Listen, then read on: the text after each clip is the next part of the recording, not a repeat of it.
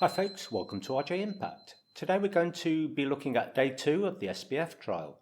And as a reminder, Sam Bankman-Fried SBF is on trial facing multiple accusations of fraud and conspiracy to commit fraud in connection with his being CEO and founder of Alameda Research and the FTX group of companies. So we're now on day 2 and the jury was selection. We have 12 jurors and 6 alternates for what is expected to be a 6-week trial. The opening statements were given and Mark Cohen, SBF's attorney, laid out their overall approach to his defence. He equated running FTX and Alameda to building a plane whilst flying on it. There was no risk management in place, there was no chief risk officer.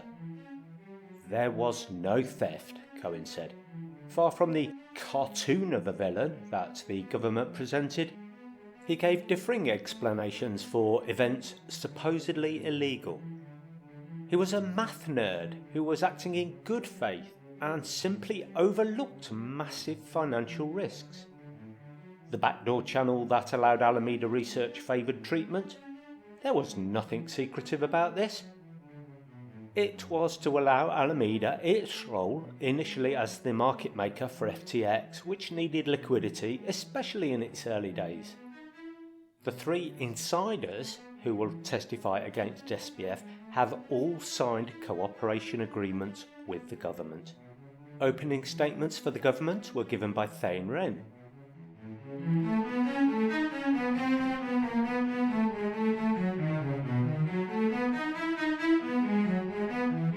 It was everyday investors and customers who fell victim to FTX's scheme.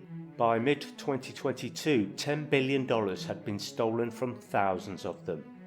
SBF spent a lot of this money he stole for his own good, for example campaign contributions. Another motivation was in using customer funds to prop up risky investments in his own trading firm Alameda and to provide himself with an extravagant lifestyle. Alameda was smaller, a second smaller and more secretive company, and integral to the fraud scheme. He had wealth, he had power, he had influence, but all of it was built on lies. He mentioned Caroline Ellison, whom he said was installed by SBF, but whilst his girlfriend was at the top of Alameda, SBF was calling the shots. He mentioned backdating of documents, which we don't know much about at the moment, and I'm sure we'll find out more about in due course. He mentioned the encrypted messaging apps, which were designed to auto-delete to avoid a paper trail. This man stole billions of dollars from thousands of people, was his closing message. After the jury selection and these opening statements, we had at around 2 p.m. our first witness. But before we get to that, we have a diversion.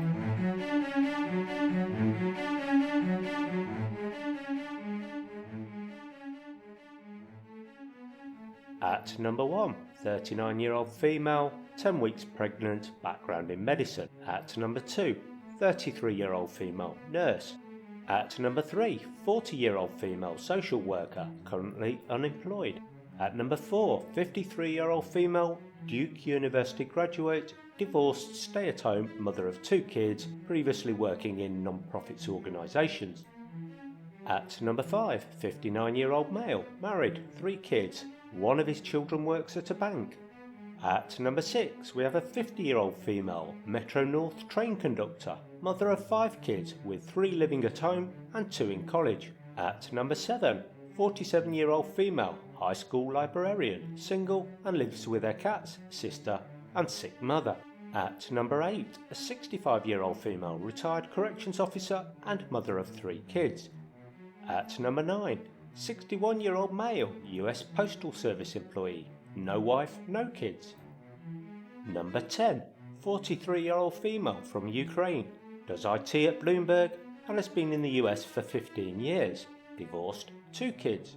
Number 11, 55-year-old female, special education teacher, formerly from Bermuda, where she did banking, master's degree education. And finally, at number 12, 69-year-old male, retired investment banker from Hong Kong, attended Rice and Stanford University, a wife but no kids, diagnosed with non-Hodgkin lymphoma.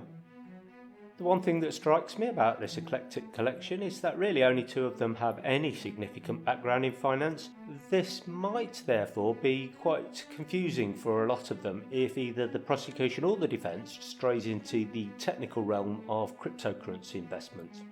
And so back to the trial. We have our first witness, Marc-Antoine Julliard, who is a cocoa bean commodities trader working in London.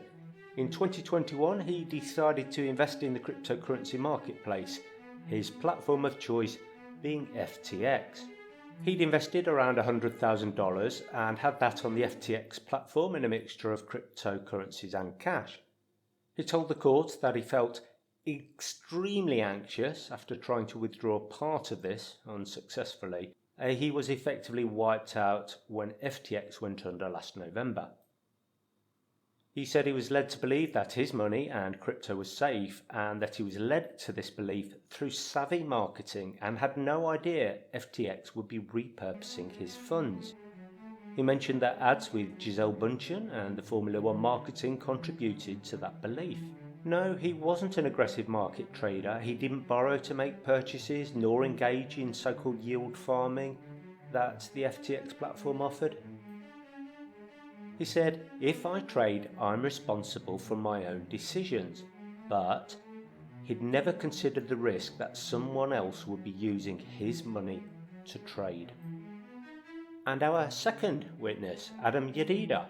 He was a good friend of SBF who he met whilst at college in MIT. Adam was a trader with Alameda for about 2 months and then later worked as a software engineer. He resigned from FTX the day before its bankruptcy after a colleague told him that Alameda had used FTX customer deposits to pay off creditors. Now, Adam was appearing under an immunity order, and when asked about that, he said it was because he was concerned that he, in quotes, may have unwittingly written code that contributed to a crime. And his testimony continued on Thursday.